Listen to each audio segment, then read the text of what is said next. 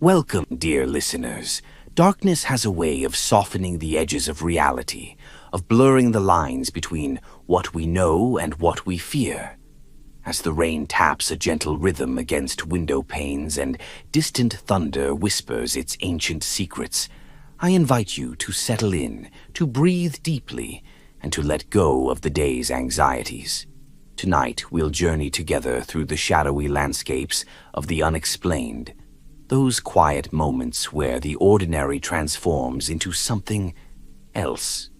These are not tales designed to terrify, but to intrigue, to make you pause, to remind you that the world is far more mysterious than we dare acknowledge in the harsh light of day. Close your eyes. Listen to the rain. Feel the warmth of your blanket, the soft surface beneath you. These stories are your companions in the night, gentle echoes of experiences that live just beyond the realm of comfortable explanation. They are the whispers between silence, the subtle shifts in perception that make you wonder, was that real or just a trick of the imagination? Some of you might recognize fragments of these narratives, a feeling of déjà vu, a memory that doesn't quite belong to you. Others might hear these stories and feel a strange, inexplicable connection, as if something is trying to communicate something just beyond your understanding. I want you to know that you're safe here. These tales are not meant to shock or traumatize, but to explore the delicate boundaries between comfort and unease, between what we perceive and what truly exists. Each story is a doorway, slightly ajar, inviting you to peer into worlds that coexist with our own, often unnoticed, but always present. As we begin our journey, I invite you to breathe, to relax, to allow these stories to wash over you like the rain outside your window. And perhaps, just perhaps, you'll find something familiar in the unfamiliar. A resonance, a recognition. If these stories touch you, if they make you feel something, wonder, curiosity, a gentle shiver, I ask that you share your thoughts, your own experiences, because storytelling is a collaborative art, and each listener brings their own unique perspective to the narrative. Are you ready? Listen closely. The first tale is about to begin. Story 1. The rain outside was a steady, soothing rhythm, drumming softly against the roof of the small library tucked away in the heart of a sleepy town. Emma sighed as she shelved the last of the returns, her fingers brushing against the cracked leather spines of books older than her grandmother. The library was her haven, a place where the scent of aging paper wrapped around her like a comforting blanket. Tonight, however, the familiar space felt different. It wasn't the creaks of the old building or the dim flicker of the overhead lights. It was something else, a subtle heaviness in the air, as if the rows of books whispered secrets she wasn't meant to hear. Emma shook her head, chiding herself for letting her imagination wander. Closing time was an hour away, and she was looking forward to the walk home beneath the comforting glow of the streetlights. As she made her way back to the desk, something caught her eye. A book, its cover dark and unmarked, sat on the edge of a table. She didn't remember seeing it earlier. Frowning, she picked it up, the leather cold and smooth against her palm. There was no title, no author, just a faint gold embossing of a strange symbol she didn't recognize. Curiosity gnawed at her, and Emma flipped the book open. The pages were yellowed with age, filled with elegant handwriting rather than printed text. The ink looked fresh, almost glistening under the library's dim light. As she skimmed the first few lines, her heart skipped a beat. The story on the page wasn't a story at all. It was an account of her day. From the moment she arrived at work, to the patrons she had greeted, to the coffee she had spilled on her desk that afternoon. Every detail was there, written as though the book had been watching her. Emma's hands trembled as she turned the page. The next entry described something that hadn't yet happened. It spoke of a man entering the library moments before closing, wearing a dark coat and a hat pulled low over his face. It described how he would approach her, asking for a book that didn't exist in their catalog. A chill raced down her spine as the library's bell chimed softly. The door creaked open, and a man stepped inside. He was exactly as the book had described. Emma's throat went dry as he walked up to the desk, his movements deliberate, his eyes hidden beneath the brim of his hat. "I'm looking for a book," he said, his voice low and gravelly. "It's called The Forgotten Path." Emma forced a smile, her mind racing. "I'm sorry, I don't think we have that one." The man tilted his head as though studying her. "Are you sure?" The words in the book echoed in her mind. "He will insist you check again." "Let me look," she stammered, her hands fumbling with the computer keyboard. The system returned no results, and she told him so, her voice barely above a whisper. The man didn't reply. Instead, he reached into his coat, pulling out a folded piece of paper. He slid it across the desk. Emma unfolded it, her breath catching in her throat. It was a page torn from the book she had been reading earlier, the same handwriting, the same ink. But this page described what was happening in real time. It described her standing there, holding the paper, her face pale with fear. It described the man leaning closer, his voice dropping to a whisper.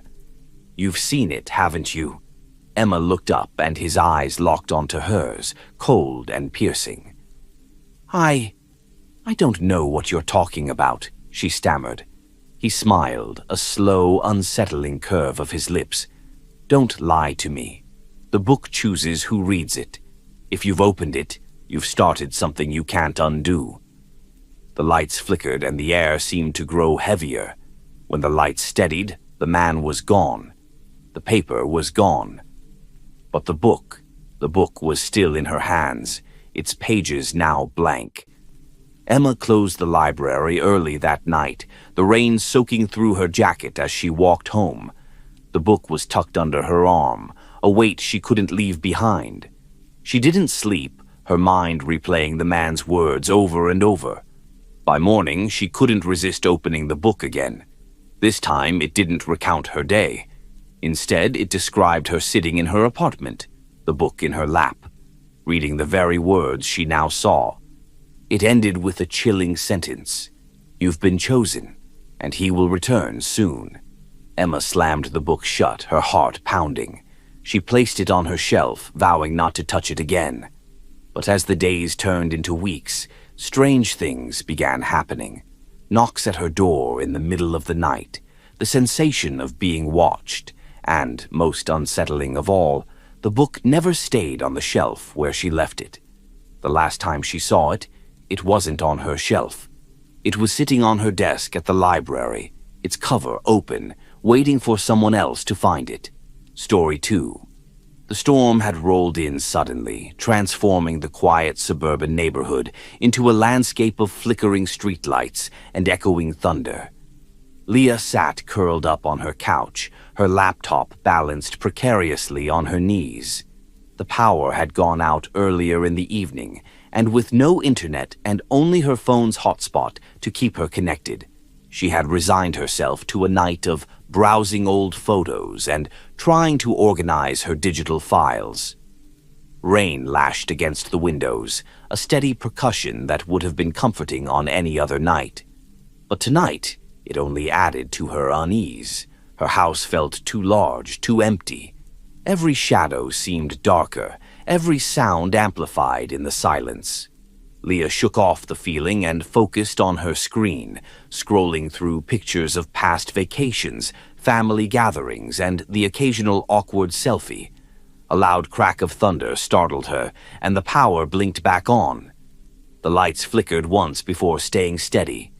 She glanced at the clock on the wall. Midnight. She closed her laptop, deciding it was time for bed, when something caught her eye. Through the rain-speckled window, she saw a figure standing on the sidewalk, illuminated by the dim glow of a nearby street lamp. The figure was motionless, their face obscured by the heavy hood of a raincoat. Leah frowned, her unease growing. It wasn't unusual for people to walk their dogs late at night or take a stroll to clear their heads. But something about this person felt off. They weren't moving, just standing there, staring, though she couldn't be sure, with the rain distorting the view. Leah turned off the living room light, hoping the darkness would make it easier to see outside. The figure was still there, closer now, standing at the edge of her driveway. Her heart began to race. She grabbed her phone and quickly dialed her best friend, Kelly. "Hey," she whispered when Kelly picked up. "I know it's late, but there's someone outside my house. They've been standing there for a while." Kelly's voice was groggy but concerned. "Did you call the police?" "No, not yet. I'm not even sure if they're dangerous or just weird." "Lock your doors and call them anyway," Kelly insisted. "It's better to be safe." Leah nodded, even though her friend couldn't see her. She double-checked the locks on her front and back doors, her heart pounding louder with each step.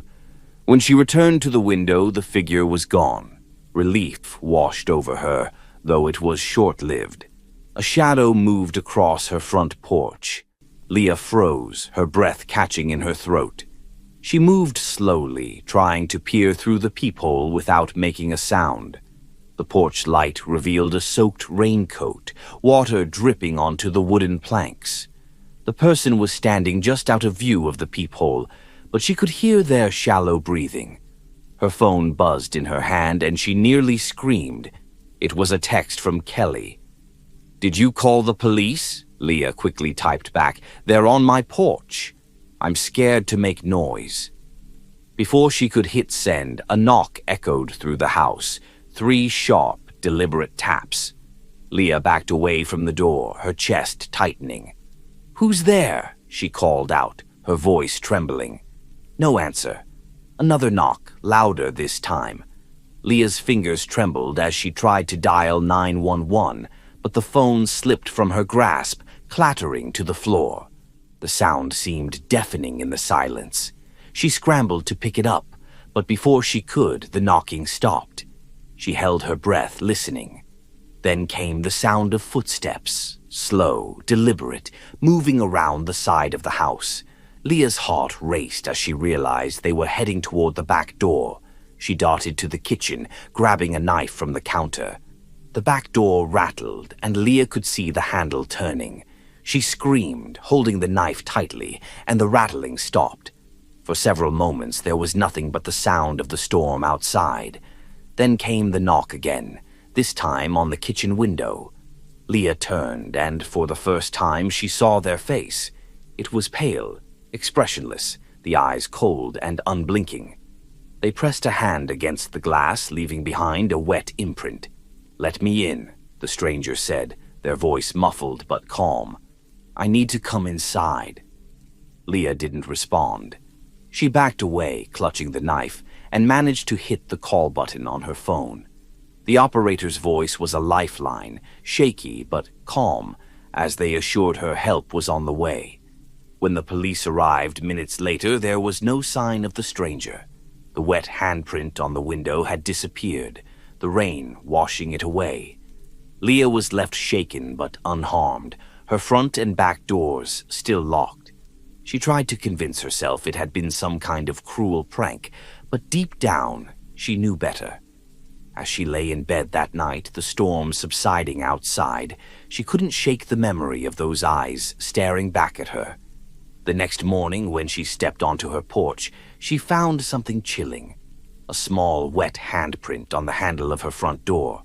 She moved out of the house a month later, but she still dreams of that face, pale and expressionless, watching her through the rain. Story 3. Mark slumped into his desk chair, rubbing his temples. It had been another grueling day at work, filled with meetings that went nowhere and deadlines that loomed closer by the second. Outside, the rain drizzled in a lazy, rhythmic patter against his apartment window, and the faint hum of traffic on the wet streets below was the only other sound. He reached for his phone, scrolling through missed calls and unread messages. Nothing out of the ordinary, until he noticed the voicemail notification. Frowning, he tapped to listen. It was odd. He didn't remember getting a call earlier. The voicemail started with static, crackling faintly like an old radio trying to find its station. Then a voice broke through. It was his voice. "Mark," it said, calm and steady, but with an edge of urgency. "Don't leave the apartment tonight. Whatever you do, don't open the door." Mark froze, the phone trembling in his hand. He played the message again, leaning closer to catch every detail. There was no mistaking it. It was his voice. But how? He hadn't recorded anything, and no one he knew could mimic him so perfectly. The timestamp showed it had been left an hour ago, during a time when he'd been at his desk in the office. A chill ran down his spine as he replayed the last part of the message. "Don't open the door." He tried to rationalize it, chalking it up to some elaborate prank. But who would go to such lengths, and why? His thoughts were interrupted by a loud knock at the door. 3 sharp, deliberate taps. His heart raced. He glanced at the clock. It was nearly midnight. No one ever came to his apartment this late. Mark hesitated, the words from the voicemail echoing in his mind. Slowly he walked to the door, peering through the peephole. The hallway outside was dim, lit by the flickering bulb overhead. A figure stood there, their face obscured by a hood. "Who is it?" Mark called out, his voice shaky. No response. Another knock, louder this time. Mark backed away from the door, his pulse pounding in his ears. He grabbed his phone and tried to call the building's security desk, but the call wouldn't go through. The line was dead. A sinking feeling settled in his stomach as he realized the power in his apartment had flickered out too, leaving him in darkness save for the faint glow of his phone screen. Another knock, followed by a voice. "Mark, it's me. Open the door." Mark froze. The voice was his own. He crept back to the door, his heart hammering against his ribs. "Who are you?" he demanded. "It's me," the voice replied calmly. "I know you're scared, but you have to let me in. You're in danger." Every instinct screamed at him to stay away, but curiosity gnawed at him. He pressed his ear to the door, trying to hear anything else. The voice on the other side spoke again, softer this time. "They're coming for you, Mark. If you don't let me in, it'll be too late." The words were chilling, but what sent a bolt of terror through him was the sound of footsteps echoing down the hallway. They weren't hurried, but they weren't leisurely either, just a steady, deliberate march. Whoever, or whatever it was, they were getting closer. Mark clenched his fists, torn between 2 impossible choices: trust the voice that claimed to be him, or face whatever was coming down the hall. The footsteps stopped right outside his door. Silence hung heavy in the air before the knob began to rattle violently. Mark stumbled backward, nearly dropping his phone as the door shook on its hinges. Then everything stopped. The rattling ceased, the footsteps faded, and the hallway grew eerily silent once more. Mark cautiously approached the peephole, his breath shallow. The hallway was empty. He turned away from the door, relief washing over him. But his phone buzzed in his hand, a new voicemail. With trembling fingers, Mark opened the voicemail. The same static greeted him, followed by his voice once more. "You're safe, for now. But next time they won't leave so easily. Whatever you do, remember, don't answer their call." Mark stared at the phone, his mind racing. He replayed the message 3 more times, searching for any clues.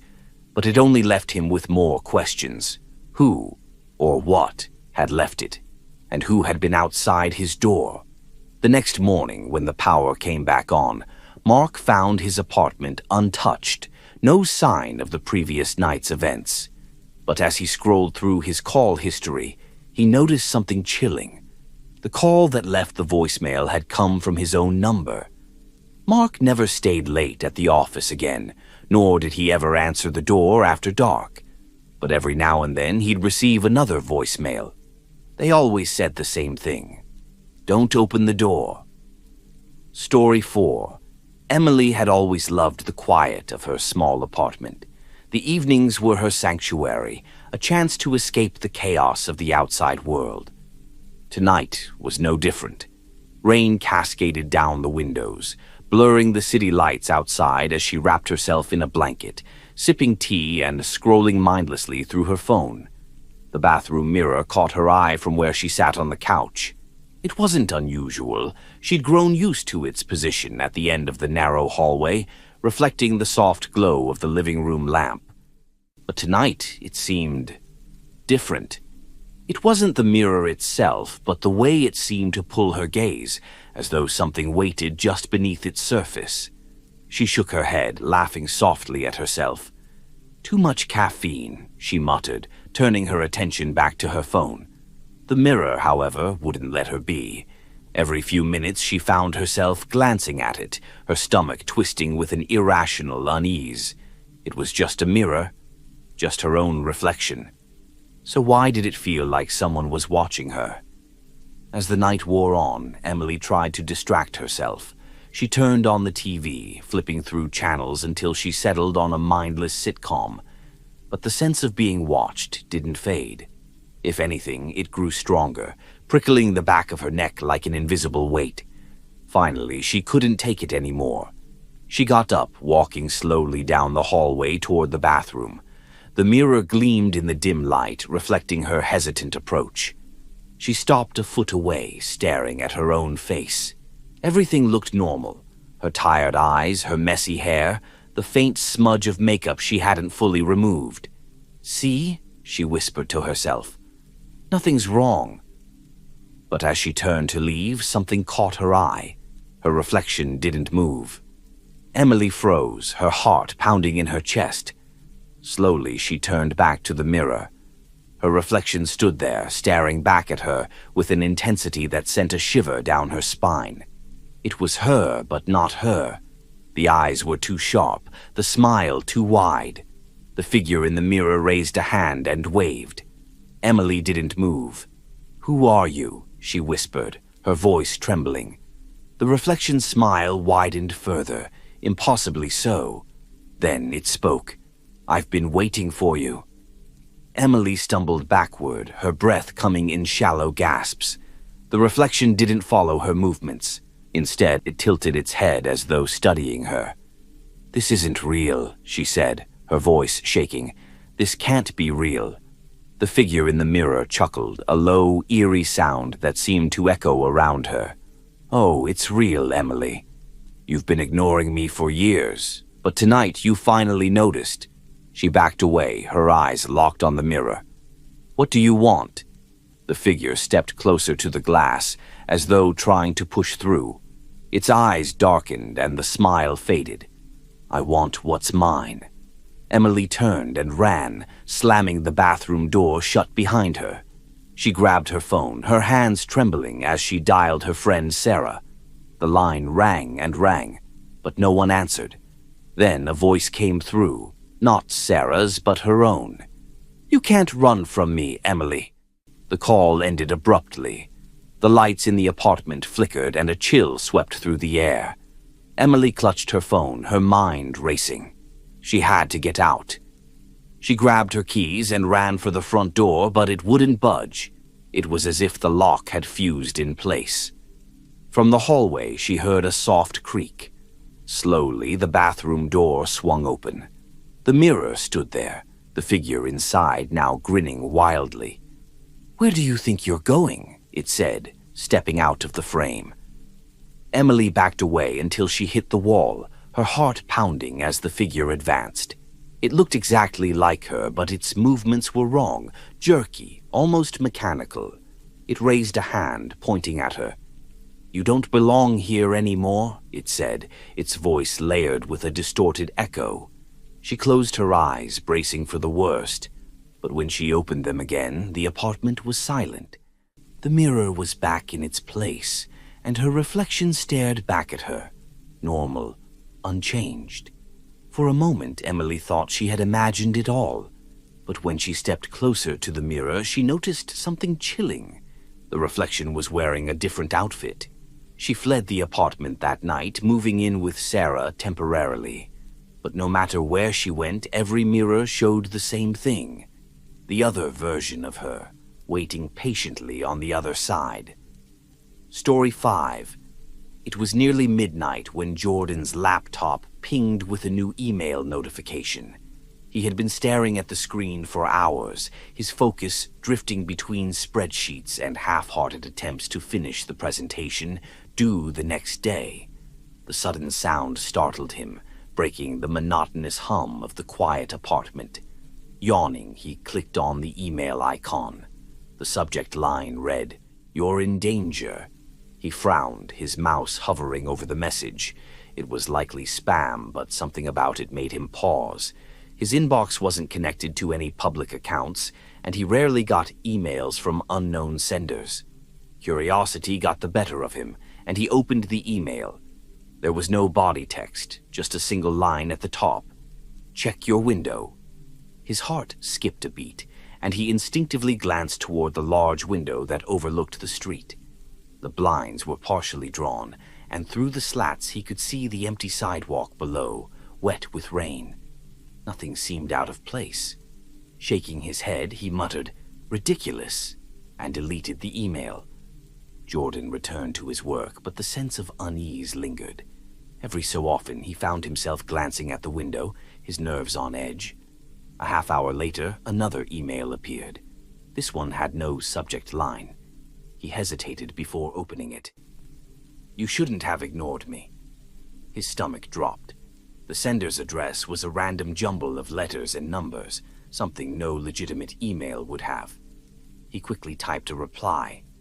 "Who is this?" Within seconds, a new message arrived. "I'm trying to save you." Jordan's fingers hovered over the keyboard, unsure of what to say. Another ping interrupted his thoughts. This time, the email contained an attachment, a photo. He clicked on it before he could think better of it. The image showed his apartment, specifically his living room. It was taken from the street outside, and through the window he could see himself sitting at his desk. The photo was time-stamped 5 minutes earlier. His pulse quickened as he jumped from his chair and rushed to the window. He yanked the blinds open and peered out, but the street was empty. The rain continued to fall, and the faint glow of streetlights revealed nothing unusual. He locked the window and closed the blinds completely, muttering, "Just some prank." The laptop pinged again. "They're already inside." Jordan's breath caught as he read the message. His gaze darted around the room, his heart hammering in his chest. He grabbed the nearest object, a heavy book, and held it defensively as he stood in the center of the room, scanning every shadow. "Who's there?" he called out, his voice shaking. The apartment remained silent save for the faint hum of his laptop. Slowly he approached the bedroom door, his grip tightening on the book. He pushed the door open, the hinges creaking softly. The room was dark, but nothing seemed out of place. Another ping. He bolted back to his desk and opened the email. "Behind you." He spun around, his heart pounding. There was nothing there. The room was empty, but the tension was suffocating. He closed the laptop and grabbed his phone, intending to call the police. Before he could dial, his phone buzzed. A new message. It was from an untraceable number. "Run." The lights in the apartment flickered and the air grew cold. Jordan backed toward the front door, his phone clutched tightly in his hand. The sound of footsteps echoed in the hallway behind him, slow, deliberate steps growing closer. He turned the doorknob frantically, but it wouldn't budge. It was as if the lock had frozen in place. A shadow moved at the edge of his vision, and a low, distorted whisper filled the room. "You waited too long." In a panic, Jordan turned to face the source of the whisper, but the room was empty. The footsteps stopped, and the lights flickered one last time before going out completely. In the darkness, his phone buzzed with one final message. Too late. The next morning, Jordan's neighbor called the police after noticing his door ajar. The apartment was empty, his laptop still on the desk, and his phone lying on the floor. The only unusual detail was his laptop screen, which displayed an email draft with a single line. They're watching you now. Jordan was never found, but those who moved into the apartment after him claimed their laptops would sometimes ping late at night, displaying emails from unknown senders. Story 6. It was supposed to be a peaceful weekend getaway. Maya had been looking forward to escaping the city's chaos and spending 2 nights in a secluded cabin deep in the woods. The photos on the rental site had shown a cozy little place surrounded by towering trees, with no neighbors for miles, a perfect retreat for solitude and relaxation. She arrived just before dusk, her car bouncing along the uneven dirt road that led to the cabin. The woods were dense, the trees casting long shadows across the path. Maya parked in front of the cabin and stepped out, breathing in the crisp, pine-scented air. For a moment the silence was soothing, just the faint rustle of leaves in the breeze and the occasional chirp of a bird. The cabin was exactly as described, rustic but charming, with a wraparound porch and a fire pit in the yard.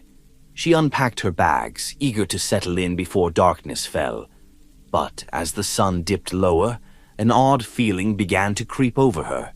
The woods, once peaceful, now felt too quiet.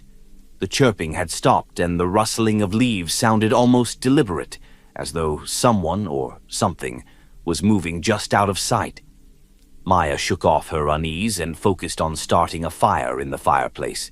She had brought along a stack of books and planned to spend the evening curled up with a glass of wine. As the fire crackled, she relaxed into the couch, the warmth easing her nerves. But her peace didn't last long. A faint whispering sound broke through the quiet, so soft she thought at first she might be imagining it. She paused, tilting her head toward the window. The whispering grew louder, though she couldn't make out the words. It seemed to come from the woods, circling the cabin like an invisible presence. Maya stood and approached the window, peering into the darkness. Her phone's flashlight barely penetrated the dense trees, revealing only swaying branches and shifting shadows. She tried to laugh it off. Probably just the wind, she muttered, though the sound didn't quite match. As she turned away, the whispering stopped abruptly, leaving an eerie silence in its place. The sudden quiet was unnerving, and Maya found herself double-checking the locks on the doors and windows.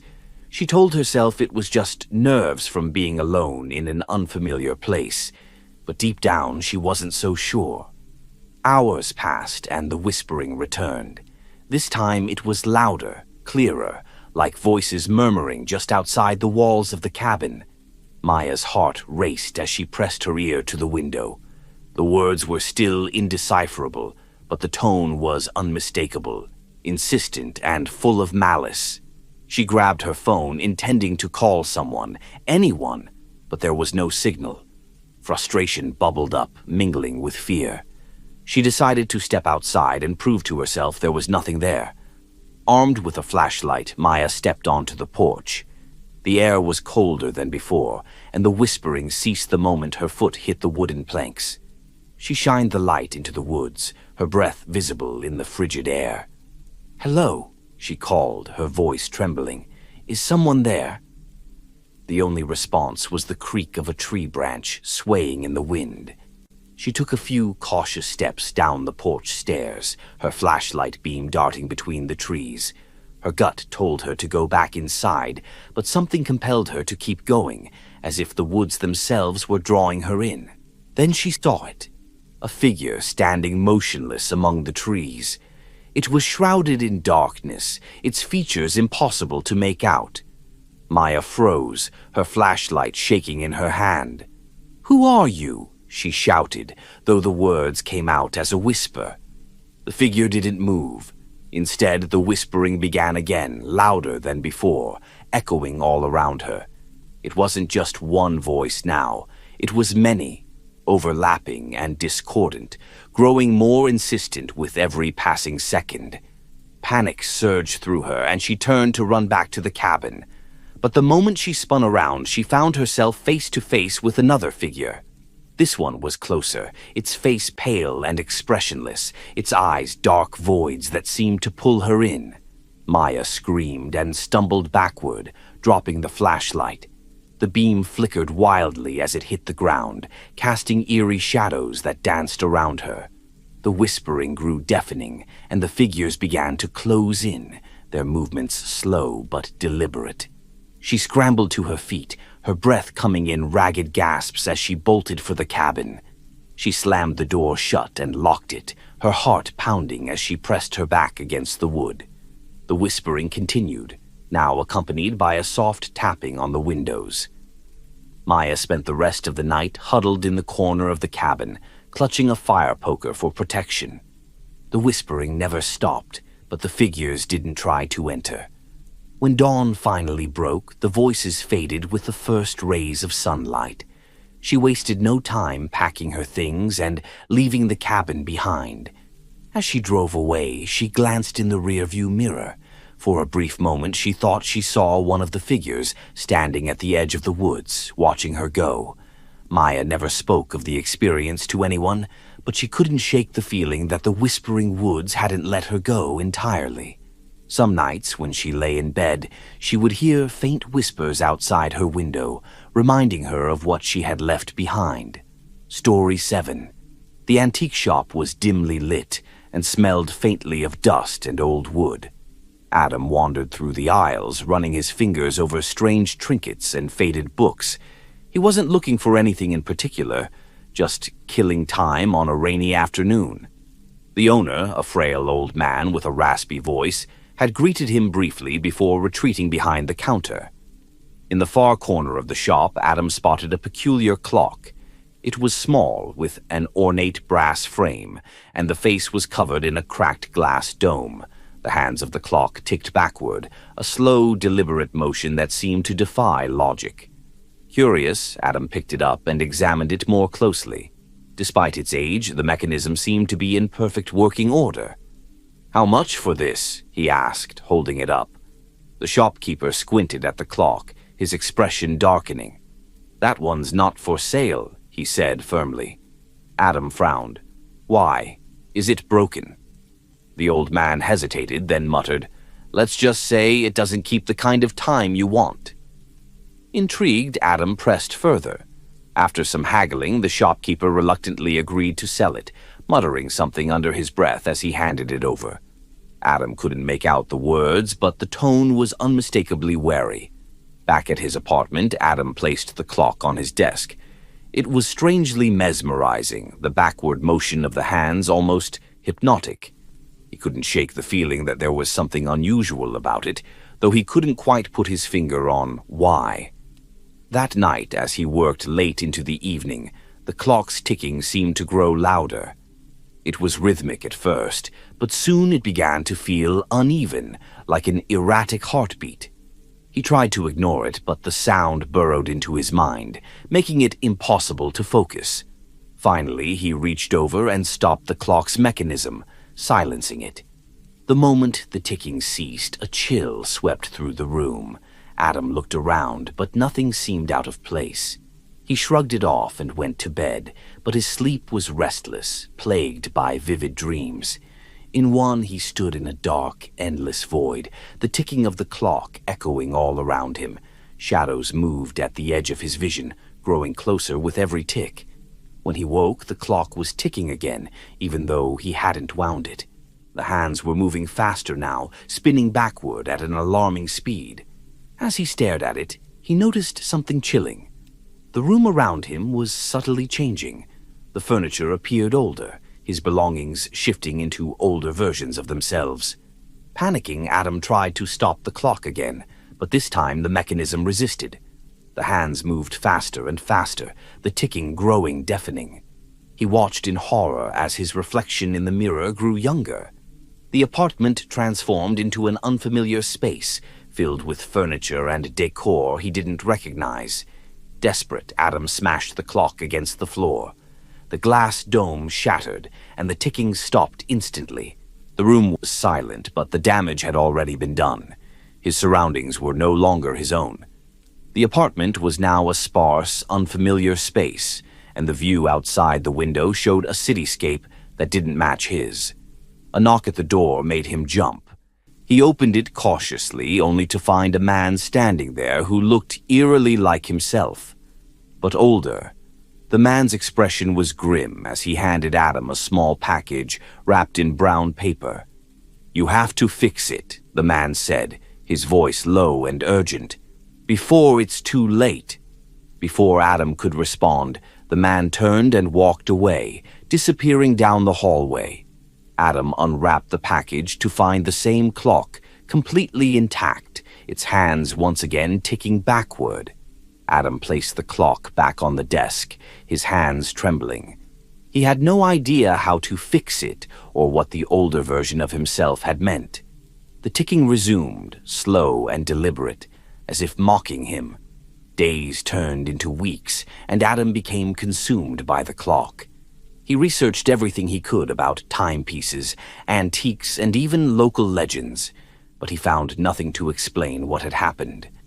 Meanwhile, the clock continued to warp his reality in small, unsettling ways, objects disappearing, memories fading, and time itself feeling slippery and unreliable.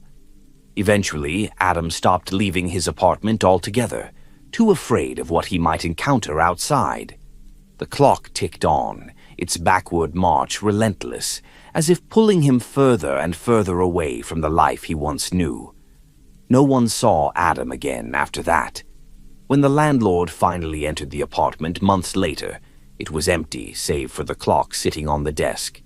Its hands had stopped, but the faint sound of ticking could still be heard, echoing in the otherwise silent room. Story 8. Claire had lived in her apartment for 3 years and thought she knew every inch of it. The layout was simple: a cozy living room connected to a small kitchen, a narrow hallway leading to her bedroom and bathroom, and a tiny storage closet she rarely used. The place wasn't fancy, but it was home, and she liked the predictability of her space. That predictability ended one evening when Claire noticed something strange.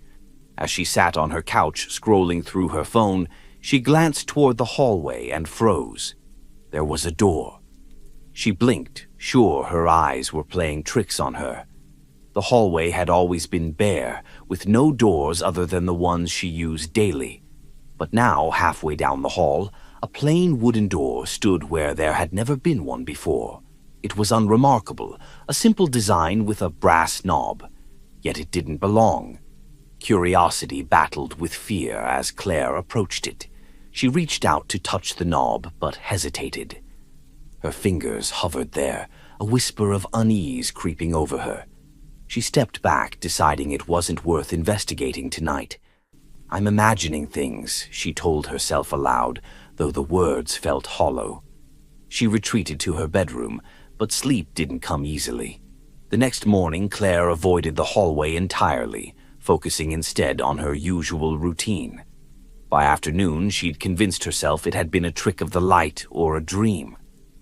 But when she walked past the hallway later, the door was still there, looking even more solid in the harsh light of day.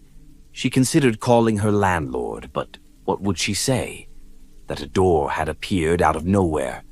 Instead, she steeled her nerves and decided to open it. She wrapped her fingers around the cold brass knob and twisted. The door swung open effortlessly, revealing a long, dark corridor.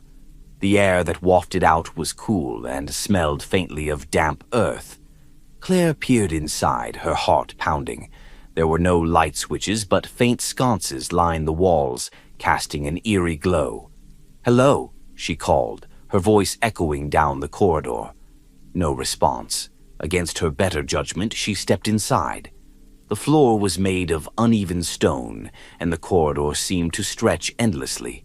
The farther she walked, the more distant the entrance felt, until she realized she could no longer see her apartment door.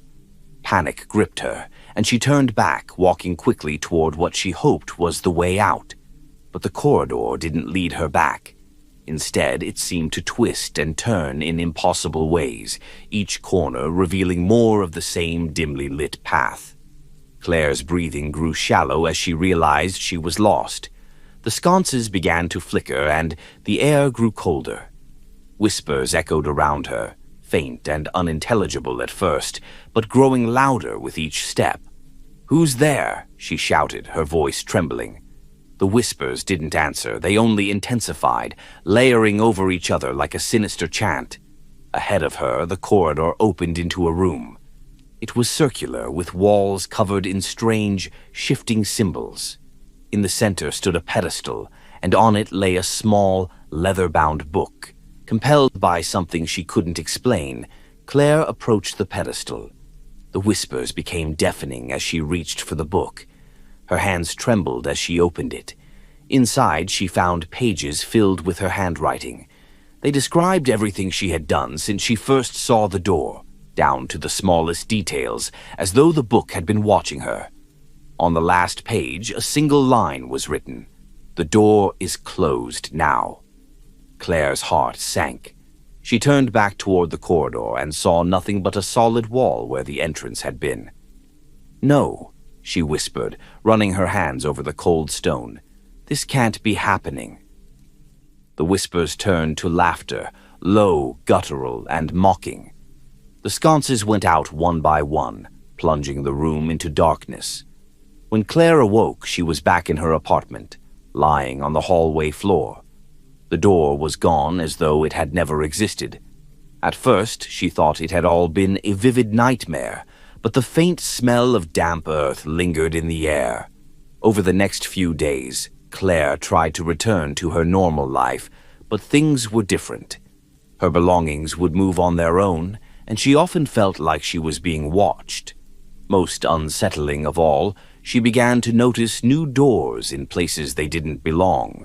On the side of her building, in the back of her office, even in reflections. One evening, as she sat in her living room, a knock came from the hallway. It wasn't from the front door. Slowly, she turned to see the wooden door standing there again, its brass knob gleaming in the dim light. This time, the whispers came from the other side. Story 9. Daniel had always found old hotels fascinating. Their long hallways, ornate furniture, and faint air of mystery always drew him in. This one, though, was different. He hadn't planned to stay at the Ashwood Inn, but a detour and an unexpected storm had left him stranded for the night. The innkeeper, a quiet woman with sharp eyes, handed him a brass key attached to a worn leather tag. Room 413. As he made his way down the dimly lit hallway, Daniel noticed the faint smell of lavender mingled with something metallic, like old blood. The wallpaper was peeling, revealing faded patterns underneath, and the carpets were worn thin in places. The place had charm, but there was a weight to the air that made his skin prickle.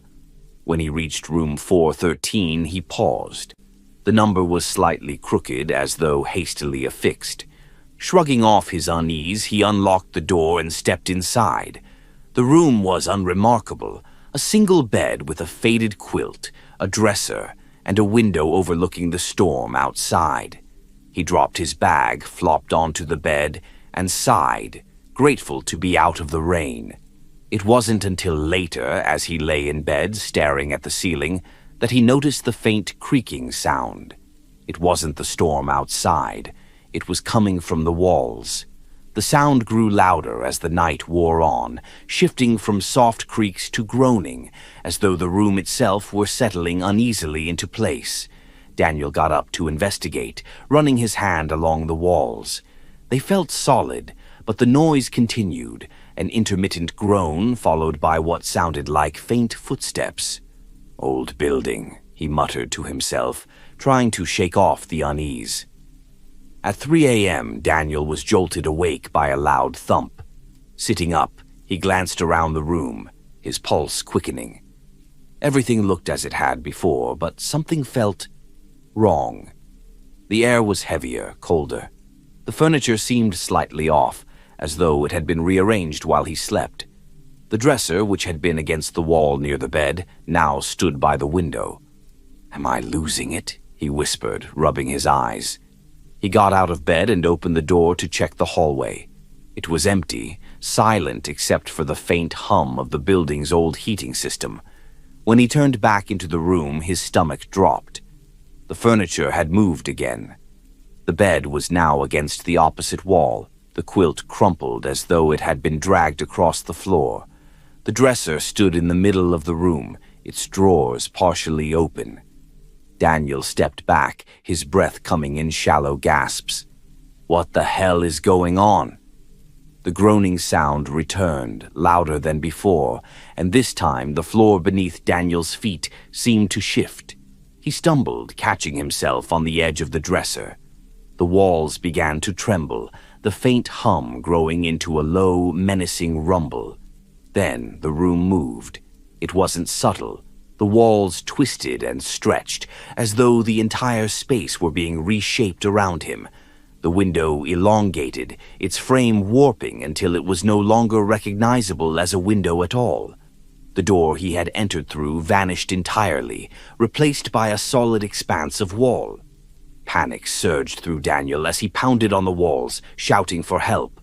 The room responded, the furniture sliding across the floor as if propelled by invisible hands. The bed collided with the dresser, splintering the wood, while the ceiling seemed to grow taller, its surface crawling with cracks that formed strange, swirling patterns. A low, guttural voice filled the space, echoing from every corner. "Why did you enter?" "I didn't know," Daniel shouted, spinning in circles as he searched for the source of the voice. "I just needed a place to stay." The walls began to close in, the room shrinking rapidly. Daniel pressed himself against the cold plaster, his chest heaving as the space grew tighter and tighter. Just as the walls seemed on the verge of crushing him, the room stopped moving. Silence fell, and Daniel found himself standing in the middle of the space, which was now completely empty. No bed, no dresser, no window, just 4 blank walls. Then, without warning, the door reappeared. Daniel didn't hesitate. He bolted through it, slamming it shut behind him. The hallway outside looked as it had before, but something was different. The air was colder, and the flickering lights cast longer, darker shadows.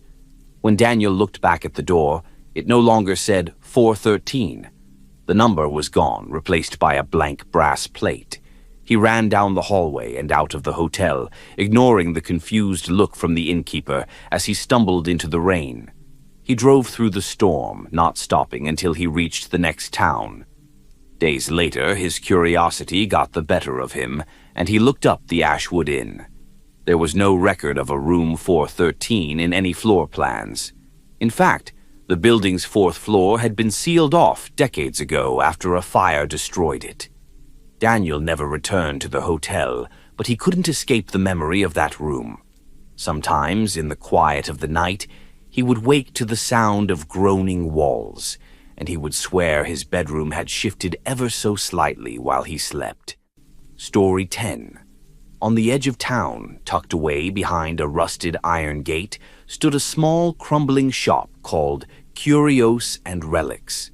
The sign above the door swung lazily in the wind, its faded letters barely legible. Sophia had passed the shop countless times but had never ventured inside. It wasn't the sort of place that invited customers. It seemed forgotten, like it existed in its own time. But today, something drew her in. Maybe it was the gloomy weather or the unsettling argument she'd had with her boss earlier that left her needing a distraction. She pushed open the heavy wooden door, a bell jingling overhead. The shop was dimly lit, its shelves packed with oddities. Old clocks, strange jars filled with unidentifiable substances, and dolls with cracked porcelain faces. Behind the counter sat an old man, his face lined with deep wrinkles, watching her intently. "Looking for anything in particular?" he asked, his voice soft and gravelly. "No, just browsing," Sophia replied, her eyes drawn to a shelf near the back. Something glinted in the faint light, a small glass orb no larger than a golf ball. Inside, swirling shadows danced as though alive. "What's this?" she asked, picking it up. "That," the man said, leaning forward, "is a shadow collector." Sophia frowned, holding the orb up to the light. The shadows inside seemed to shift and twist in response, forming shapes that almost resembled faces. "What does it do?" The old man's smile was faint but unsettling. "It captures shadows, whispers of moments, echoes of what's left behind." She laughed nervously. "You mean, like, ghosts?" "Call them what you like," he said, leaning back in his chair. "But shadows have a way of holding on to the truth." Sophia wasn't sure why, but she felt compelled to buy the orb. It was strange, intriguing, and the way the shadows moved fascinated her. The old man wrapped it carefully and handed it over. As she left, she could feel his gaze lingering on her, even after the door closed behind her. At home, she placed the orb on her coffee table, the shadows inside now faint and still. That night, as she read a book in bed, she thought she heard faint whispers coming from the living room. She brushed it off as her imagination. But the next morning, when she passed the orb on her way to the kitchen, she noticed it had changed. The shadows inside were darker, more defined. And now there was something else. A faint image of her sitting on the couch, reading the book she'd had in her hands the night before. Sophia's stomach tightened as she stared at the orb. The image was unmistakable. She picked it up, turning it in her hands, but the swirling shadows refused to disperse. The faint whispering returned, louder now, and when she held the orb closer, the voices became clearer. "They see you," one voice murmured. "They follow," another said, low and raspy. She dropped the orb in fright, but it didn't shatter. Instead, it rolled to a stop, its shadows growing more restless. The whispers filled the room, and the light overhead flickered. Sophia backed away, her breath shallow, as a shadow detached itself from the corner of the room. The darkness coalesced into a figure, tall, thin, and featureless, save for its glowing white eyes. It stood motionless, watching her. The whispers from the orb grew frantic, overlapping in an unintelligible cacophony.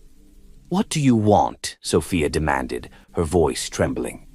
The shadow tilted its head as if studying her. Then, without warning, it lunged. She screamed and ducked, but the shadow didn't strike her. Instead, it flowed into the orb, disappearing into its swirling depths. The room fell silent. She picked up the orb cautiously. The shadows inside were wild now, their movements frantic, and among them she saw the faint image of the figure that had appeared in her apartment. Sophia returned to the shop the next day, the orb clutched tightly in her hands. The old man wasn't behind the counter. The shop was empty, dimly lit, and filled with an oppressive silence. She called out, but no one answered. Desperate, she placed the orb on the counter and turned to leave. As she reached the door, the old man's voice stopped her. "Once you take it, it's yours to keep," he said, stepping out from the shadows. "The collector doesn't leave willingly." Sophia spun around, but the counter was empty. The orb was gone. When she looked back at the man, he was smiling faintly, his eyes glowing white in the dim light. The door slammed shut behind her, and the shop disappeared when she turned around. At home, Sophia searched everywhere for the orb, but it was as though it had never existed. Yet the shadows in her apartment seemed darker now, thicker, and at night she could hear faint whispers calling her name, growing louder with each passing day. Story 11. The storm had rolled in fast, turning the highway into a slick, glistening ribbon of danger. Jake gripped the steering wheel, his knuckles white as he squinted through the rain. The windshield wipers struggled to keep up, their rhythmic squeaks the only sound aside from the occasional rumble of thunder. He'd been on the road for hours, the monotony broken only by the static on the radio. When the gas gauge dipped below a quarter tank, he began scanning for signs of life, anything that might lead to a gas station or a place to wait out the storm. Then he saw it, a figure on the side of the road, barely visible in the downpour, their thumb raised in the universal gesture of a hitchhiker. Jake hesitated. Picking up a stranger in the middle of nowhere wasn't exactly his idea of smart, but the figure looked desperate, hunched against the rain in a soaked jacket. Sighing, he slowed down and rolled down the passenger side window. "Need a ride?" he called. The figure nodded, water dripping from the brim of their hood. Without a word, they climbed into the car, bringing a chill with them that fogged the windows almost instantly. "Thanks," the hitchhiker said, their voice low and hoarse. "Been out there a while?" "No problem," Jake replied, though unease prickled at the back of his neck. He glanced over, trying to get a look at his passenger's face, but the hood cast a deep shadow. All he could make out was a faint smile. "Where you headed?" Jake asked. The hitchhiker hesitated before replying, "Just keep driving." Jake frowned but didn't argue. The rain pounded harder, making the road nearly invisible. The hitchhiker was silent, sitting unnervingly still in the seat beside him. Jake tried to make small talk, but the answers he got were curt, almost dismissive. "What were you doing out there?" he asked. "Walking," the hitchhiker said flatly. "Pretty rough night for a walk." "Rough nights happen," they replied, their voice tinged with something Jake couldn't quite place. Weariness, maybe, or something darker. As the miles stretched on, Jake couldn't shake the feeling that the temperature in the car was dropping.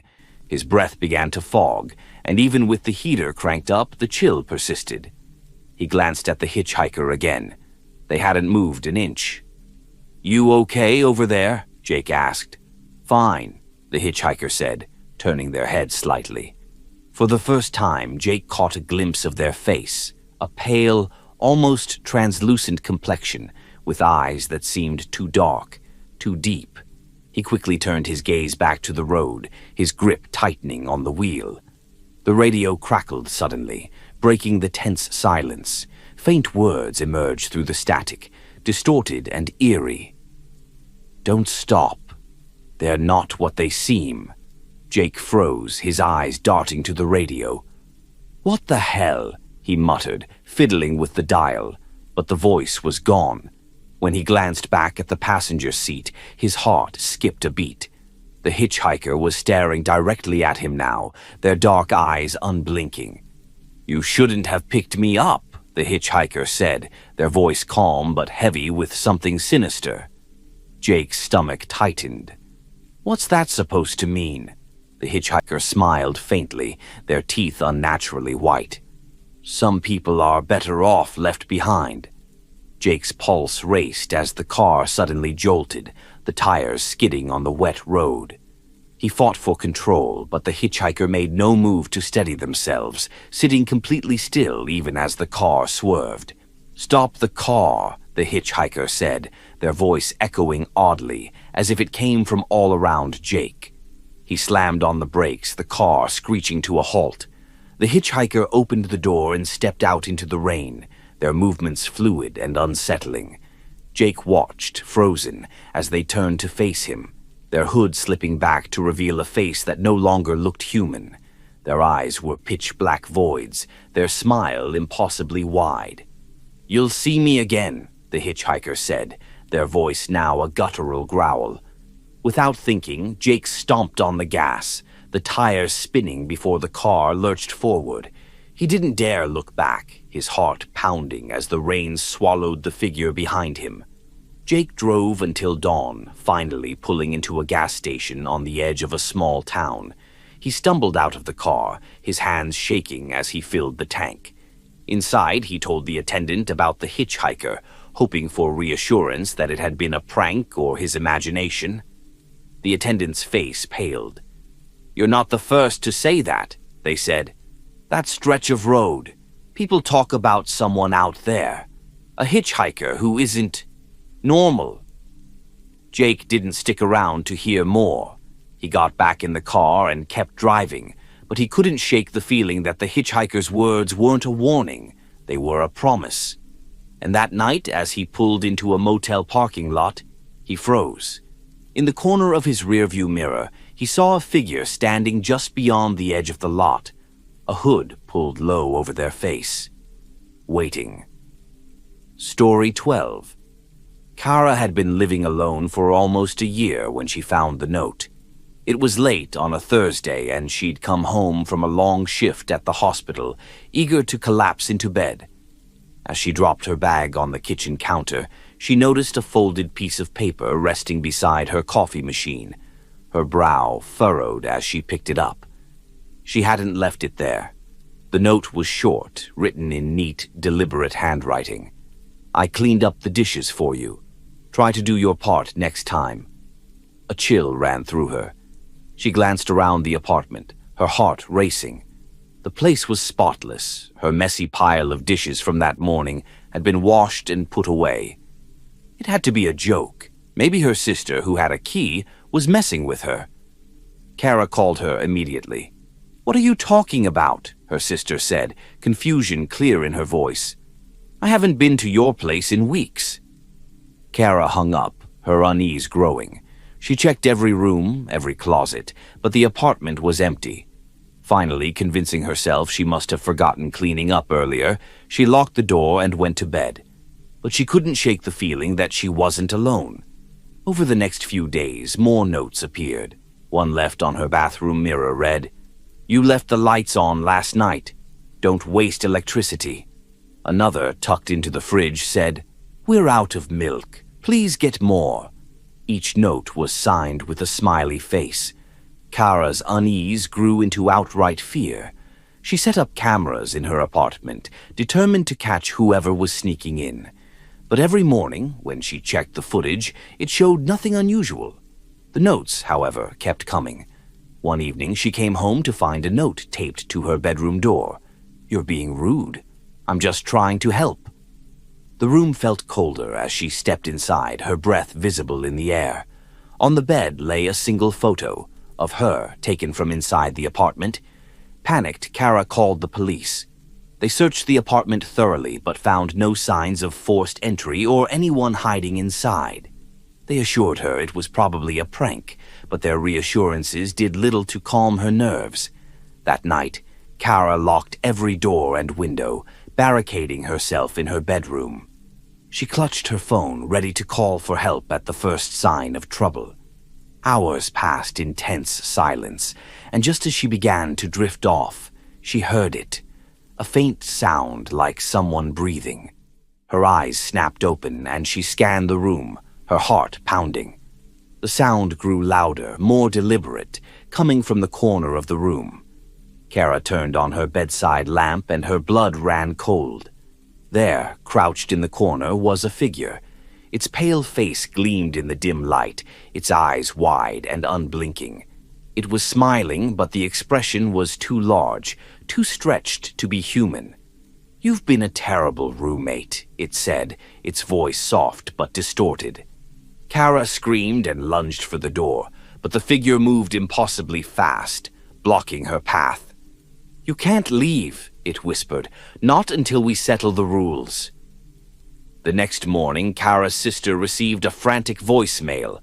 It was garbled and full of static, but she could make out Kara's voice pleading for help. When she arrived at the apartment, the place was empty. The only sign that Kara had been there was a single note left on the kitchen counter. "I'm sorry I wasn't a better roommate. Please take care of the apartment." Kara was never seen again. The apartment has since been rented out to new tenants, each of whom reported strange occurrences, notes appearing, things moving on their own, and faint whispers in the night.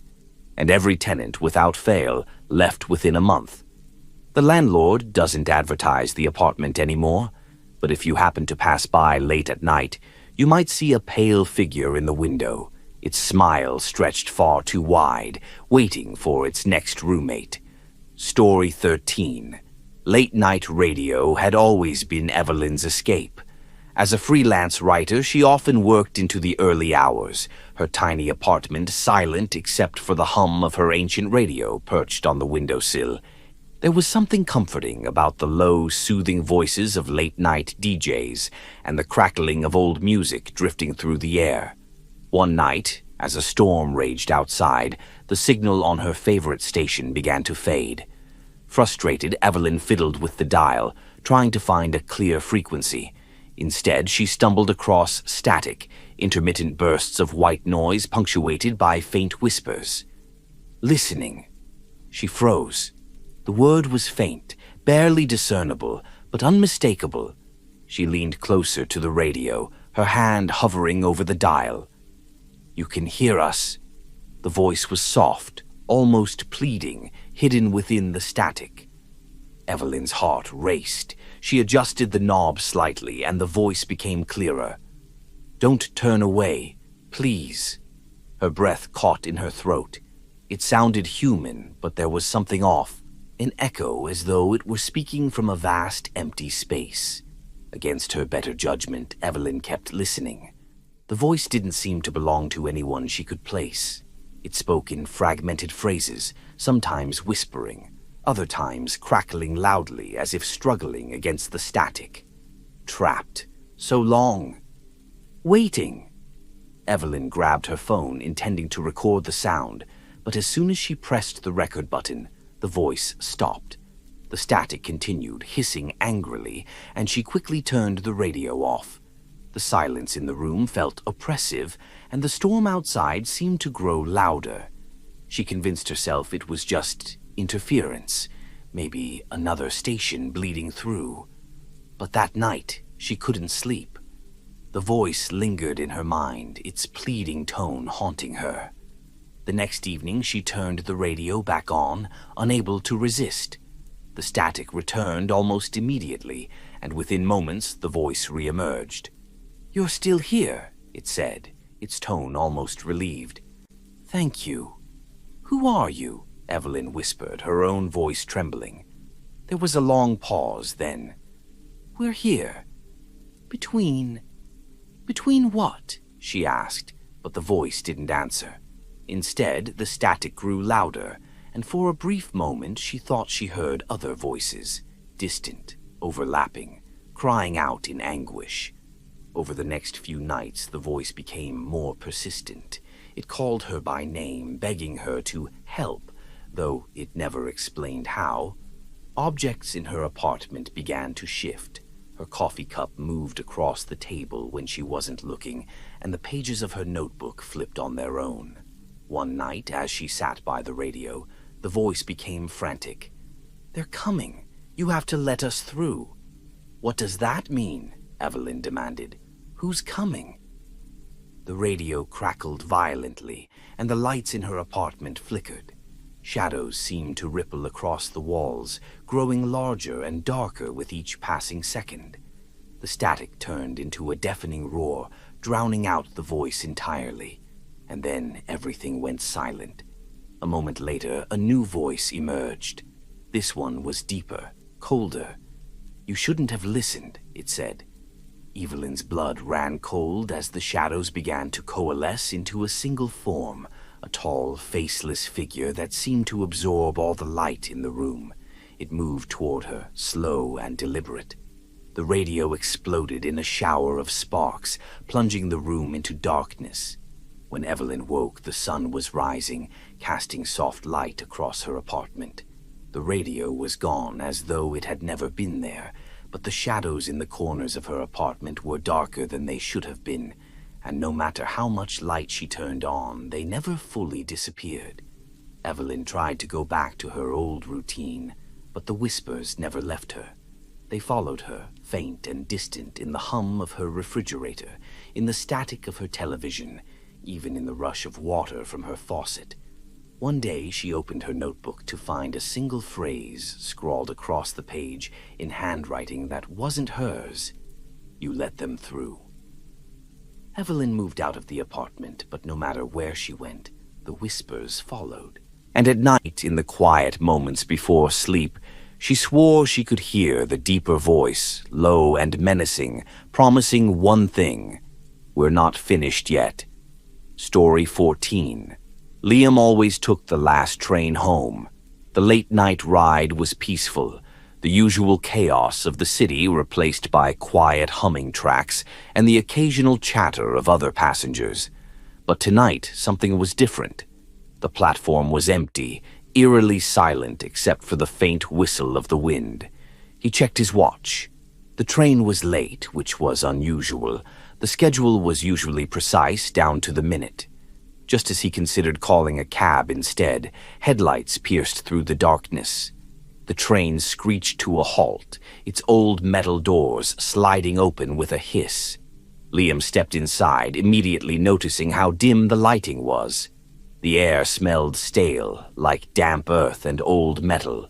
Only a few passengers were scattered throughout the car, their faces obscured by shadows. Shrugging off his unease, Liam found a seat near the window and settled in for the ride. The doors closed with a mechanical groan, and the train jerked forward. But instead of the usual smooth ride, the movement felt uneven, as if the tracks were worn or warped. He glanced at the other passengers, hoping for some reassurance, but they didn't move. They sat unnaturally still, their heads bowed, faces hidden beneath hats or hoods. Liam looked away, his discomfort growing. The train sped through the tunnels, but instead of the familiar stops, it seemed to go deeper, descending into unfamiliar territory. The lights flickered and the walls outside the window grew rough and uneven, lined with streaks of something dark. Liam checked his phone, but there was no signal. He approached the nearest passenger, a woman in a long coat, and hesitantly tapped her shoulder. "Excuse me, do you know when this train will reach Main Street?" She didn't respond. Her head turned slowly toward him, and Liam's stomach dropped. Her face was pale, almost translucent, her eyes sunken and unblinking. Her lips parted slightly, but no sound came out. He stumbled back, muttering an apology, and returned to his seat. The train rattled harder now, and the sound of the wheels grinding against the tracks grew deafening. The passengers seemed to shift slightly, all turning their heads toward him, though none spoke. Panic set in as Liam realized he had no idea where he was or how long he'd been riding. The windows were pitch black now, offering no hint of the outside world. Finally, the train began to slow. Relief flooded him as the doors opened, revealing a dimly lit station. Without hesitation, Liam stepped out, eager to escape the oppressive atmosphere of the train. But the platform was wrong. The air was heavy, the walls covered in graffiti that looked more like claw marks. The only light came from a flickering overhead bulb, casting eerie shadows across the cracked tiles. A sign hung from the ceiling, rusted and crooked, with faded letters that spelled out a name Liam didn't recognize. Terminus. Liam looked back at the train, but the doors had already closed. The passengers stared at him through the windows, their faces now completely featureless. The train pulled away, its headlights disappearing into the blackness of the tunnel. He was alone. "Hello?" Liam called, his voice echoing in the vast emptiness. There was no response, just the faint drip of water from somewhere unseen. He approached the edge of the platform, peering into the tunnel, when he heard it, a low, guttural growl. Turning slowly, he saw shadows moving along the walls, shifting unnaturally as though alive. "Liam," a voice whispered, low and rasping, from everywhere and nowhere. His blood ran cold. "Who's there?" he demanded, backing away. The shadows grew thicker, coalescing into forms, tall, thin figures with elongated limbs and hollow, glowing eyes. They moved toward him, their movements jerky, unnatural. Desperate, Liam ran down the platform, searching for an exit. But the station seemed endless, stretching into darkness with no signs, no stairs, no escape. The growls grew louder, the figures closing in. Just as one reached out to grab him, a bright light flooded the platform. Another train screeched to a halt, its doors sliding open.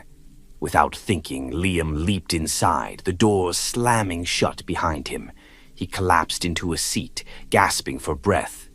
The train was quiet, the air fresh. The lights were steady, and the passengers looked normal, tired commuters and late-night travelers. Liam let out a shaky laugh, relief washing over him. He glanced out the window, expecting to see the city skyline, but all he saw was darkness. The train didn't stop. It didn't slow. And as Liam looked around, he realized none of the other passengers were moving. Their eyes were fixed on him, their expressions blank. The train's PA system crackled to life, a single chilling phrase cutting through the silence. "Welcome back to Terminus, Story 15. When Harper inherited the old Victorian house from her estranged aunt, she hadn't expected much. The will had arrived out of the blue, and Harper barely remembered her aunt, a reclusive woman who had lived alone for decades. Still, the idea of owning a house was too tempting to pass up, so Harper packed her things and drove out to the remote property. The house was massive, with peeling wallpaper, creaking floors, and a faint smell of mothballs. As she wandered through the dusty halls, her footsteps echoed eerily. Most of the rooms were empty, but one door on the second floor was locked. It stood at the end of a long hallway, its brass handle tarnished and cold to the touch. She found the key in her aunt's belongings, hidden in an envelope marked, "Do not open." Harper chuckled at the melodrama, but the note gave her pause. Curiosity won out, and she slipped the key into the lock. The door creaked open to reveal a small, windowless room. The walls were bare, and in the center of the floor sat a single wooden chair. Its surface was scratched and worn, as though someone had been dragged across it repeatedly. The air inside was unnaturally cold, and Harper felt a shiver run down her spine. She closed the door quickly, telling herself it was just an ordinary room in an old, creepy house. Over the next few days, Harper noticed strange things. Noises in the night, soft scratching sounds like nails on wood. The locked room's door would sometimes be ajar, even though she hadn't opened it again. Once, she thought she saw the chair in a different position, its legs slightly turned as if it had been moved. One night, as she lay in bed, she heard it clearly, the sound of footsteps coming from upstairs. She froze, her heart pounding. The house was supposed to be empty. Grabbing her phone, she crept toward the staircase, every step a battle against the rising dread in her chest. When she reached the locked room, the door was wide open. The chair was no longer in the center of the room. It was facing the door, as though waiting for her. "Hello?" Harper called, her voice trembling. The room was silent, but the air felt thick, oppressive. She stepped inside, and the door slammed shut behind her. Harper spun around, yanking at the doorknob, but it wouldn't budge. The temperature dropped sharply, and her breath came out in visible puffs. The chair creaked, and she turned back to see it slowly tilting forward, as if someone invisible were sitting down. A low whisper filled the room, incomprehensible but undeniably there. The shadows in the corners seemed to grow darker, pooling together and taking shape. Harper backed against the wall, her pulse racing as a figure emerged, a tall, thin man with hollow eyes and a wide, crooked grin. "You shouldn't have opened the door," he said, his voice a rasping echo. Harper screamed, banging on the door, but it remained sealed. The figure stepped closer, his movements jerky and unnatural. "Do you know how long I've waited?" he asked, his grin widening impossibly. "So many years, so many locked doors." He reached out, his fingers impossibly long and sharp. Harper pressed herself against the wall, tears streaming down her face. "Please, let me go," she whispered. The man tilted his head, his grin fading. "Let you go," he repeated, mockingly. "You open the door. Now, you stay." The chair scraped loudly across the floor, stopping inches from Harper. She felt an invisible force pulling her toward it, her feet dragging against the wood as she fought to resist. When Harper's friends came looking for her a week later, they found the house locked up tight. The only room that was open was the one at the end of the hallway. Inside, the chair sat in its original position, the air around it unnaturally cold. Harper was never found, but those who entered the room swore they could feel a presence watching them, and some even claimed to hear faint whispers. "Don't open the door." The house has remained abandoned, and the key to the locked room has disappeared. But sometimes, on quiet nights, neighbors swear they see a faint light flickering in the window, always from the second floor. Story 16. Charlotte had always been fascinated by antiques. There was something magical about owning an object with a history, a connection to lives that had come before. So when she came across an old portrait at an estate sale, she couldn't resist. The painting was striking. A tall woman in a dark green dress, standing in front of an ornate mirror. Her pale face was framed by jet black hair, her expression unreadable. The artist's attention to detail was impeccable. The folds of the fabric looked almost real, and the eyes seemed to follow Charlotte wherever she moved. The auctioneer explained that the painting had belonged to the estate's previous owner, who had passed away under mysterious circumstances. "It's said to be cursed," he added with a chuckle, though his tone was a bit too nervous for Charlotte's liking. She dismissed the comment as theatrics to drive up the price and purchase the painting for a bargain. That evening she hung it in her living room, admiring how it added a sense of elegance to the space. But as the sun set and shadows crept across the walls, Charlotte began to feel uneasy. The first night she woke to the sound of something scraping against the floor. Groggy, she stumbled into the living room, but everything was as she had left it, except for the painting. It was slightly crooked, the frame tilting to one side. Charlotte adjusted it and went back to bed, chalking it up to the building's creaky foundation. But the next morning she found the painting hanging lower, its edge resting precariously on the nail. This time she used a level to ensure it was straight. By the third day, strange things began happening. Items in her apartment shifted when she wasn't looking. A vase moved to the opposite side of the table, a book left open to a page she hadn't been reading. At first, she thought she was simply forgetting, but the feeling of being watched grew stronger. Every time she walked past the painting, she swore the woman's expression had changed. The corners of her mouth seemed to curve upward in a faint, knowing smile. One evening, as Charlotte stared at the portrait, she noticed something chilling. The mirror in the background of the painting. It reflected not the room in the portrait, but her own living room. And in the mirror the woman was not standing still. Charlotte blinked, her breath catching in her throat. She leaned closer to the painting, her eyes locked on the reflection. The woman in the portrait turned slowly, her head tilting toward Charlotte. "Impossible," Charlotte whispered, stepping back. The lights in the room flickered and the air grew colder. The woman's painted hand moved, reaching toward the edge of the frame. Charlotte froze as the hand extended beyond the painting, its long fingers curling around the wooden edge. A voice filled the room, soft and melodic, yet dripping with malice.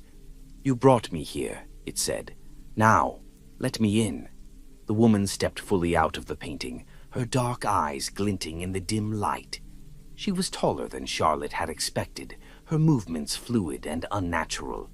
The green dress shimmered as she glided closer, her feet never touching the ground. Charlotte tried to run, but the woman's cold hand gripped her shoulder, pulling her back. "You shouldn't have taken what was mine," the woman hissed, her breath icy against Charlotte's skin. The mirror in the painting began to glow, swirling with shadows and light. The woman dragged Charlotte toward it, her strength inhuman. "No!" Charlotte screamed, clawing at the floor as the woman forced her toward the canvas. When Charlotte's friends came to check on her days later, the apartment was empty. The only sign of her was the painting, which now hung perfectly straight on the wall. The woman in the portrait stood as before, her expression calm and unreadable. But something was different. In the mirror behind her, faintly visible, was Charlotte's face, her mouth open in a silent scream, her eyes wide with terror. The painting now resides in a small gallery, displayed in a corner where few visitors wander. Some say the woman's smile seems wider now, her eyes more alive. Others claim they've seen movement in the mirror, a hand reaching out or a figure trapped inside. The gallery curator refuses to sell the painting, though he won't explain why.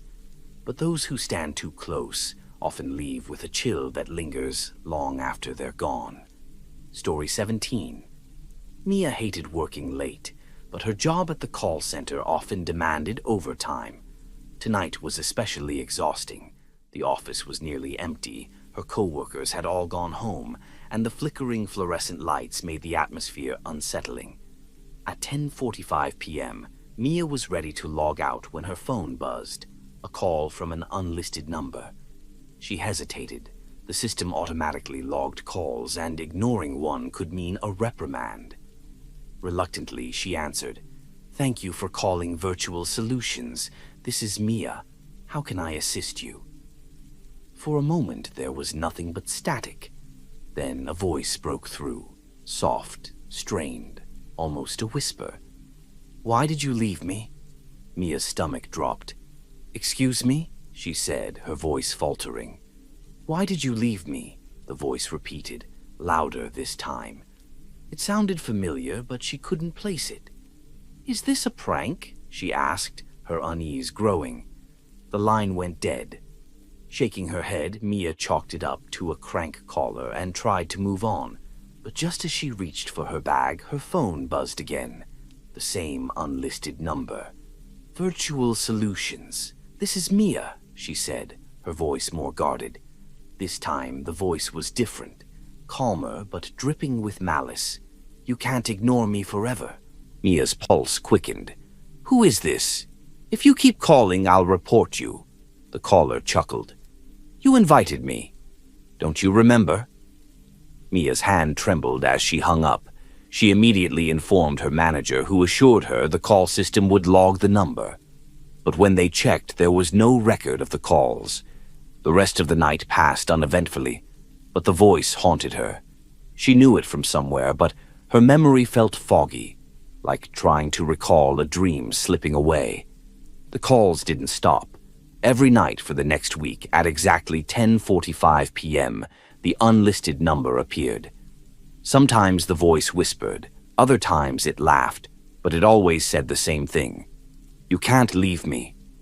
Mia's breaking point came one night when the call didn't come at 10:45 p.m. For the first time in days, she felt a sense of relief, until her personal cell phone rang. It was the same unlisted number. Her hand shook as she answered. "Who are you?" she demanded. "You know who I am," the voice said, more distinct now. It was her voice. Mia's blood ran cold. "This isn't funny." The voice laughed. "You should have kept the door closed." Suddenly, the power in her apartment went out, plunging the room into darkness. Her phone's screen dimmed as the voice continued, now distorted and overlapping with faint screams. "You invited me in, Mia. I'm coming home." A shadow moved in the corner of the room. Mia's eyes darted toward it, but nothing was there. The voice grew louder, more frantic. "Don't turn around." Terrified, Mia stood frozen. She could feel cold breath on her neck. Against every instinct, she spun around, and the phone dropped from her hand as she screamed. Standing inches from her was a figure, featureless and dark, except for its eyes, two glowing, empty voids. The next morning, Mia's co-workers found her desk empty. Her apartment was abandoned, her phone lying on the floor with the call still connected. The police couldn't trace the number. Months later, the call center began receiving complaints from employees who worked late. They reported hearing faint whispers through their headsets, even when no calls were active. The whispers always said the same thing. "Why did you leave me?" Story 18. Owen loved hiking, especially through the dense woods near his cabin. The towering trees, the crunch of leaves underfoot, and the fresh scent of pine always calmed his mind. But there was one path he avoided, a narrow trail that led deep into the heart of the forest. Locals called it the Forgotten Path, and though they spoke in hushed tones, their warnings were clear. Stay away. Owen didn't believe in ghost stories, but the tales of people disappearing without a trace unnerved him enough to keep his distance. Until one misty morning, when curiosity got the better of him. The path was barely visible, overgrown with weeds and lined with gnarled trees. As he ventured deeper, the air grew colder, and the usual sounds of the forest, birdsong, rustling leaves, faded into an unsettling silence. About a mile in, Owen stumbled across something he couldn't explain. A freestanding window in the middle of a clearing. The frame was old, its white paint chipped and peeling. The glass was intact, though slightly fogged, and through it he could see the forest on the other side. It was bizarre, out of place, and yet it filled him with an inexplicable sense of dread. Owen approached the window cautiously. There were no signs of construction nearby, no foundations, nothing to suggest why it was there. He leaned closer, his breath fogging the glass, and noticed something odd. The view through the window didn't match the clearing. The forest on the other side was darker, the trees twisted and bare. The ground was littered with bones, and the sky was an unnatural shade of gray. "What the hell?" Owen muttered, stepping back. As he turned to leave, he heard it, a faint tapping like fingernails on glass. He froze, glancing back at the window. Nothing was there, but the tapping continued, growing louder and more insistent. Against his better judgment, Owen leaned closer again. This time, a face appeared, a pale, hollow-eyed figure with a mouth stretched into a wide, unnatural grin. "Come through," the figure whispered, its voice muffled by the glass. "It's safe here." Owen stumbled back, his heart racing. The figure didn't move, its eyes locked on him as its grin widened. "Don't you want to see?" it coaxed, tapping the glass with one long, bony finger. Owen turned and bolted back down the trail, his breath coming in panicked gasps. The forest seemed darker now, the trees closing in around him. The path twisted in impossible ways, leading him back to the clearing again and again. The window stood in the center, the figure still there, waiting. "You can't leave," it said, its voice echoing unnaturally. "Not until you look closer." Desperation drove Owen to grab a rock and hurl it at the glass. The window shattered with a deafening crash, shards flying in every direction. For a moment, the clearing was silent. Then the ground beneath him trembled. The shattered window began to reform, the glass knitting itself back together. But the scene on the other side had changed. Now it showed Owen standing in the clearing, his expression frozen in terror. Behind him, shadows crept closer, their shapes shifting and writhing. Before he could react, cold hands gripped his shoulders. He screamed, but the sound was swallowed by the forest as he was dragged backward through the glass. Days later, hikers found the clearing. The window was intact, standing as if nothing had happened. Through the glass, they saw the forest on the other side, dark, twisted, and silent. And in the distance, barely visible, they swore they saw a figure standing among the trees. His face was pale, his eyes hollow, and his mouth stretched into a wide grin as he tapped gently on the glass. Story 19. Marianne loved old bookstores. There was something magical about wandering through the aisles, discovering stories lost to time. On one rainy afternoon, she found herself in a shop she'd never seen before. Its name, Second Shadows, was painted in faded gold letters above the door. The shop was dimly lit, the air thick with the scent of aged paper and leather. Shelves stretched high, crammed with books of all sizes. As Marianne browsed, her fingers trailing across the spines, one book caught her eye. It sat alone on a dusty table, its black leather cover unmarked except for an intricate golden symbol embossed in the center. There was no title, no author. Curious, Marianne opened it and found that the pages were blank, all except the first page, which bore a single sentence in elegant handwriting. "This book knows you." She frowned, flipping through the empty pages. Despite the odd message, she felt compelled to buy it. The shopkeeper said nothing as she brought it to the counter, just smiled faintly as he wrapped it in brown paper. That night, Marianne sat in her apartment with the book in her lap, the rain tapping against the window.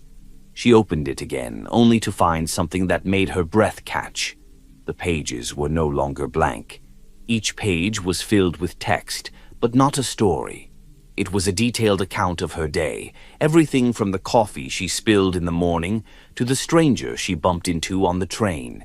Even her exact thoughts at the time were written down, word for word. Her heart raced as she turned the pages, the descriptions growing eerily precise.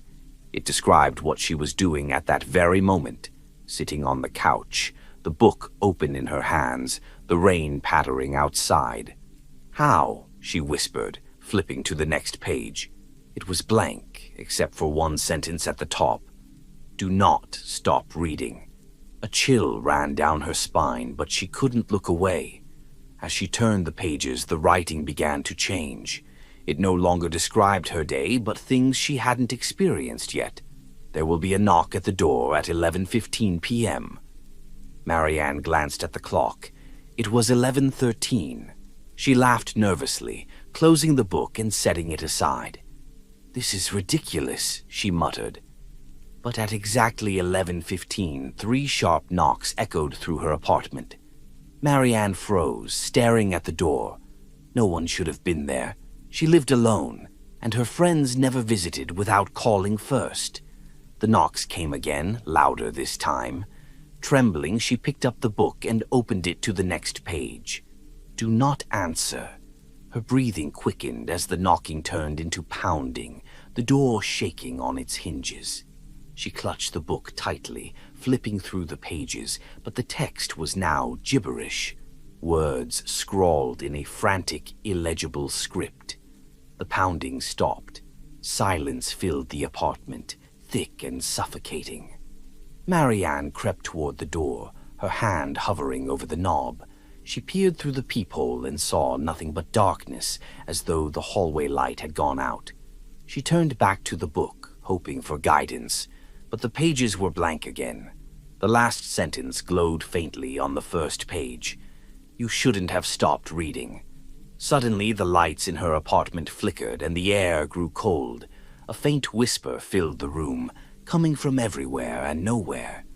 "You invited me." Marianne turned, and her breath caught. A figure stood in the corner, its form shrouded in shadow. Its eyes glowed faintly, and it held something in its hands. Her book. "You belong to the story now," it whispered, opening the book. Marianne's neighbors reported hearing screams that night, but when the police arrived, her apartment was empty. The only thing left was the book, sitting open on the couch. Now, when someone opens the book, they find it already filled with pages. Pages that describe their life, their thoughts, their fears. And at the very end, a chilling sentence waits for each reader. "You belong to the story now." The book has appeared in various bookstores, always drawing the curious, but none of its owners have ever been seen again. Story 20. Ellie had always loved photography. She spent her weekends exploring abandoned places, her camera capturing forgotten worlds of rust, decay, and shadows. One Saturday, she found herself in an old, overgrown train station on the edge of town. The place had been abandoned for decades, the tracks swallowed by weeds and the walls covered in graffiti. The station was perfect for her next project. She wandered through the crumbling building, her camera clicking as she captured the shattered windows, the peeling paint, and the eerie emptiness. When she reviewed her shots later, one photo stood out, a shot of the platform bathed in the golden light of the setting sun. It was hauntingly beautiful, except for one detail she hadn't noticed while taking it. A man standing at the far end of the platform.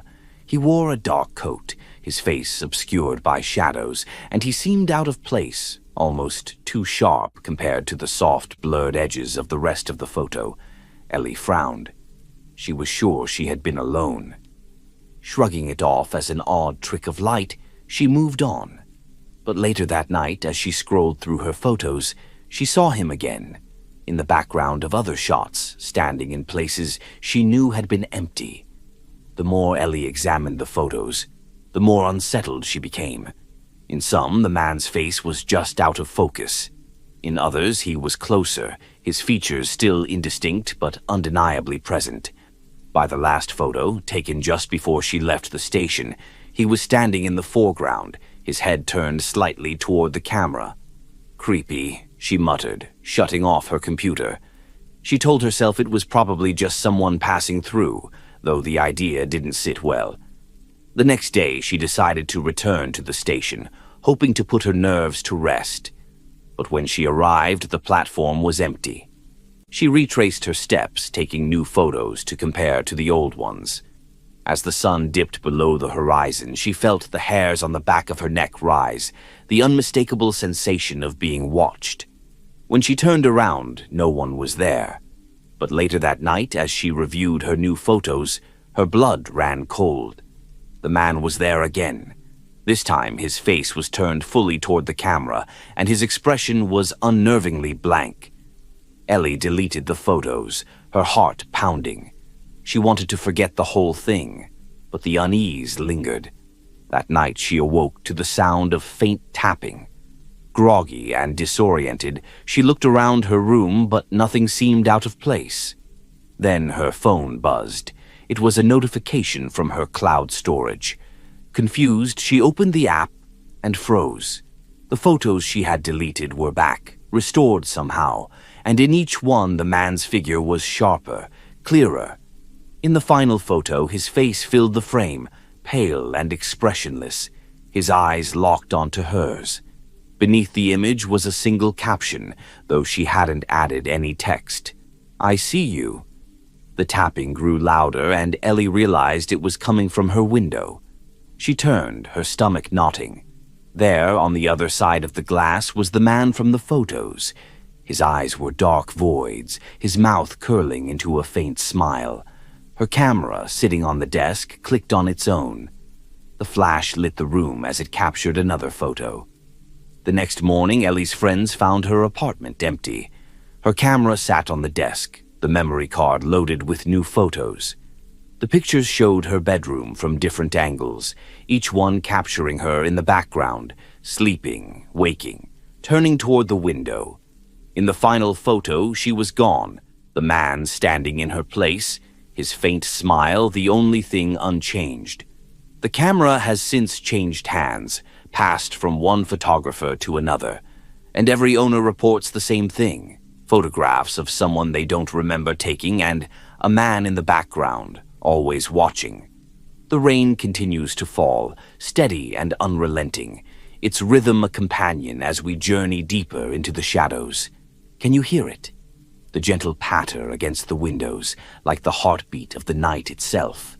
And somewhere beyond the rain, a low rumble of thunder rolls across the distance, a reminder of the vast, untamed world beyond our walls.